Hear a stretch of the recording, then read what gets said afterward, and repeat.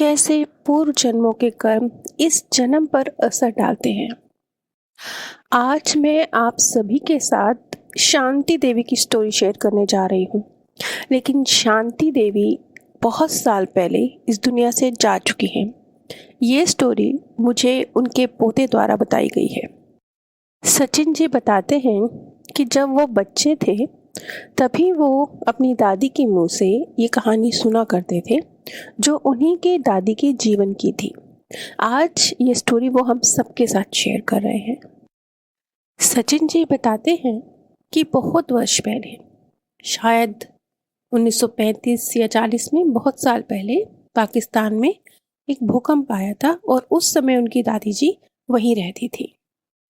उस भूकंप में जो उनकी दादी जी थी, उनके बड़े बेटे का स्वर्गवास हो गया था और उनकी दादी जी भी बस मृत्यु को छूकर ही वापस लौटी थी। उनकी दादी जी ने आगे सचिन को बताया, वो कहती हैं कि जब उस भूकंप में वो अपने आप को मलबे के ढेर में दबा हुआ महसूस कर रही थी। बस एक छोटा सा एक रास्ता था जहाँ से हवा आ रही थी, सांस आ रही थी।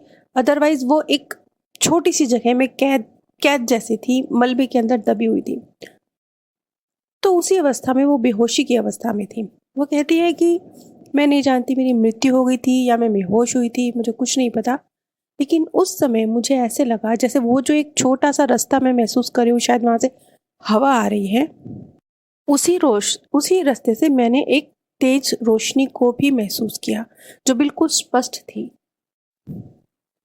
और मुझे बहुत राहत पहुंचा रही थी। आगे वो बताती हैं कि शायद मेरी मृत्यु हो चुकी थी, क्योंकि अगले ही पल मैंने अपने आप को एक बड़े से स्थान में एक बुजुर्ग महिला के सामने खड़ा पाया और मैं अकेली नहीं थी। साथ में उनका बड़ा बेटा जो इस भूकंप में एक्सपायर हो गया था, वो भी उनके साथ था। वहाँ बहुत शांति थी, बहुत आराम था, एक बहुत अच्छा एहसास था। वो एक ऐसा स्थान था कि अगर कोई जाए तो वो वापस ना आना चाहे। और वो लेडी, जो बुजुर्ग लेडी मुझे मेरे सामने दिखाई दे रही थी, उनकी आंखों में भी मैं एक मां समान ममता महसूस कर सकती थी। उस बुजुर्ग महिला ने आगे बढ़कर उनके बड़े बेटे को गोद में उठा लिया और बिना कुछ कहे, बिना कुछ शब्द नहीं थे, लेकिन उन्हें ऐसा एहसास हुआ कि जैसे अब वो लेडी उनसे कह रही है कि वापस जाओ। तो इस पर उनकी दादी जी का कहना था कि मेरा बेटा आपके पास है, मैं कैसे वापस जाऊं? मेरा बेटा दो तो मैं वापस जाऊं। ये बातचीत शाब्दिक नहीं थी, ये सिर्फ महसूस होने के स्तर पर थी। तो उस महिला की तरफ से मुस्कुराते हुए ना में उत्तर आया। इस पर शांति देवी ने सवाल किया कि क्यों? मैं अपने बच्चे के बिना क्यों जाऊंगी? मैं नहीं जाऊंगी। तो इस पर उस बुजुर्ग महिला के द्वारा उन्हें एक दृश्य दिखाया गया।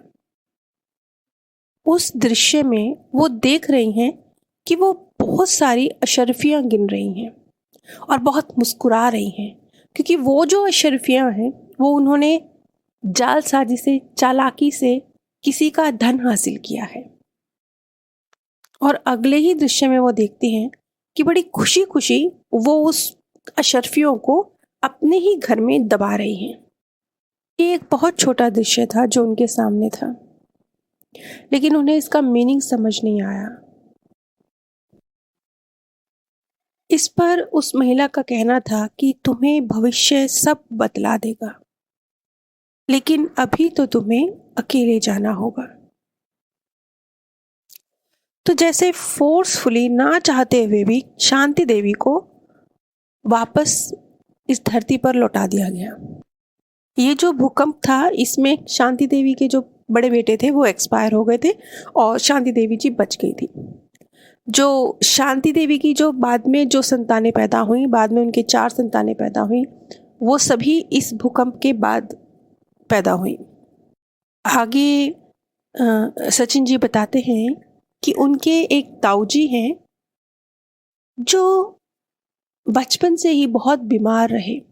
लगभग 14-15 वर्ष की आयु तक वो बहुत बीमार रहे, और जबकि बहुत गरीबी की अवस्था थी। 1947 के बाद, जब पार्टीशन के बाद वो लोग इंडिया आए थे, तो हालात कुछ अच्छे नहीं थे, लेकिन ऐसी हालतों में भी उनको अपने बच्चे के लिए धन का जुगाड़ करना पड़ता था।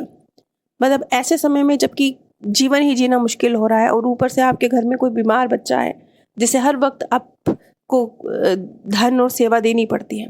तो कुछ इस तरह की परिस्थितियाँ थी, और बहुत डिफ़िकल्ट हालातों में मेरी दादी जी ने मेरे ताऊ जी की परवरिश करी।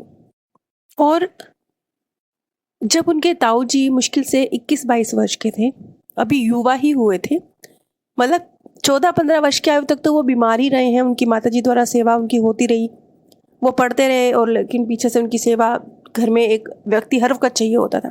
खैर, उसके बाद वो तंदुरुस्त हो गए। 14-15 वर्ष की आयु के बाद वो ठीक रहने लगे। 20-21 वर्ष की आयु में वो इंडिया छोड़कर इंग्लैंड शिफ्ट हो गए, और उसके बाद वो इंग्लैंड से कभी वापस आए ही नहीं। वो वहीं सेटल हो गए। कभी कभी गिनती की बार, शायद 2 या 3-4 बार कभी वो अपनी माँ से मिलने के लिए इंडिया आए होंगे, बहुत कम। और उनकी माताजी तो कभी इंग्लैंड गई ही नहीं। यानी कि उनकी दादी जी और उनके जो ताऊ जी थे, जो माँ बेटे के रिश्ते में थे, जबकि माँ ने बहुत सेवा करी थी, तो माँ सब बच्चों से ज़्यादा प्यार उसे ही करती थी, क्योंकि बाकी सब बच्चे तो फिर भी सामान्य तरीके से पल गए, लेकिन उसको ज़्यादा अटेंशन दिया गया था, ज़्यादा वक्त दिया गया था। तो दादी जी के लिए उतना ही डिफ़िकल्ट था। बाकी बच्चों से तो शायद वो थोड़ी दूरी बर्दाश्त भी कर लें, लेकिन ताऊ जी से उनके लिए दूर रहना बहुत डिफ़िकल्ट था। वो बहुत बुज़ुर्ग भी हो गई थी, उनके ताऊ जी वहाँ सेटल थे, लेकिन ताऊ जी उतने ही निर्मोही थे। ताऊ जी की तरफ से कुछ ऐसा नहीं आता था कि वो बेचैन हो रहे हैं अपनी माताजी से मिलने के लिए, लेकिन उनकी दादी जी यानी शांति देवी हर वक्त अपने बच्चे की फ़ोटो, यानी उनके ताऊ जी की फ़ोटो को गले से लगा के मेरा बच्चा करती रहती थी। जबकि उनके ताऊ जी ऐसा कोई प्रेम, गहरा आकर्षण अपनी माताजी की तरफ प्रदर्शित नहीं करते थे। सचिन जी बताते हैं कि अब तो उनकी दादी जी को गुजरे हुए भी काफ़ी अरसा हो चुका है, लेकिन ये जो चीज़ है, उस समय तो वो नहीं समझ पाते थे कि उनकी दादी जी कहानी की तरह ही उन्हें ये बात बताती थी, और वो सुनते थे और अपनी दादी जी को देखते थे, बस ऐसे ही था। लेकिन वो बताते हैं कि अब मैं महसूस करता हूँ कि वो जो दृश्य, अब मैं कनेक्शन कहीं से कहीं जोड़ पाता हूँ कि शायद कुछ ऐसा रहा होगा कि वो जो दृश्य, जो उस बुजुर्ग महिला द्वारा अशर्फियों को गिनने का दृश्य दिखाया गया, शायद ऐसा कुछ रहा होगा कि मेरी दादी जी द्वारा किसी की धन को हड़पा गया है, क्योंकि दादी जी स्पष्ट कहती थी कि वो धन उनका नहीं था, वो जालसाजी से हासिल किया गया धन था। तो वो धन जो उनके ताऊ जी द्वारा लिया जाना था, और उस बुजुर्ग महिला द्वारा जो मैसेज दिया गया था कि बच्चा तुम्हारे पास वापस आएगा, लेकिन अभी नहीं। तो उस बच्चे की मृत्यु के बाद उनके ताऊजी ही पैदा हुए, और एक तरह से बस वो उन अशर्फियों को गिनने के लिए ही पैदा हुए थे, यानी बस पैसा ले जाने के लिए ही पैदा हुए थे, और मेरी दादी को दुख देने के लिए, क्योंकि कभी कोई प्रेम जैसा रिश्ता साथ में कभी रहे ही नहीं। इंग्लैंड से कभी मेरे ताऊजी ज़्यादा आए ही नहीं, कभी कुछ 2-4 दिन साथ में शायद गुजारे हों ज़िंदगी के। तो ये एक कर्जा था। मेरी दादी जी को पहले सिग्नल भी मिल गया था कि ये कर्जा इस तरीके से निकलेगा, चुकतू होगा, और किस तरीके से जो उनका पहले बच्चे की उनकी डेथ हुई, तो ये मैसेज भी दिया गया कि ये अभी तो नहीं आएगा तुम्हारे साथ, लेकिन आएगा, लेकिन अभी नहीं आएगा। तो वो जब उनके ताऊ जी का बर्थ हुआ है, तो ये शायद उनके बड़े ताऊ जी जो उस भूकंप में एक्सपायर हो गए थे, उन्होंने ही संतान के रूप में रीबर्थ लिया, क्योंकि उस बुजुर्ग महिला द्वारा ये भी कहा गया था कि ये बच्चा अभी नहीं, लेकिन भविष्य में तुम्हारे पास आएगा, लेकिन अभी तो तुम्हें जाना होगा। तो कुल मिला के शांति देवी ने जो कुछ भी किया पास्ट बर्थ में, उसका नतीजा न सिर्फ उन्हें अपने पुत्र की मृत्यु में सहना पड़ा, अपने पुत्र के वियोग में सहना पड़ा, उसका एक नॉर्मल तरीके से ज़्यादा उसका ध्यान रखना पड़ा मुश्किल हालातों में, जबकि हालात बहुत ख़राब थे। 1947 के पार्टीशन के बाद तो जो भी फैमिलीज आई हैं पाकिस्तान से इंडिया, उन सब के हालात ख़राब रहे। तो ऐसी स्थितियों में शांति देवी के जो बड़े बेटे थे, वो सिर्फ उनसे अपना कर्जा, सिर्फ कर्जा नहीं वसूला, वो दुख भी दिया। दूरी का दुख, क्योंकि वो जाल साजिश से जो धन हासिल किया गया होगा उसमें उसमें दर्द भी तो शामिल होगा ना, सिर्फ धन थोड़े होगा।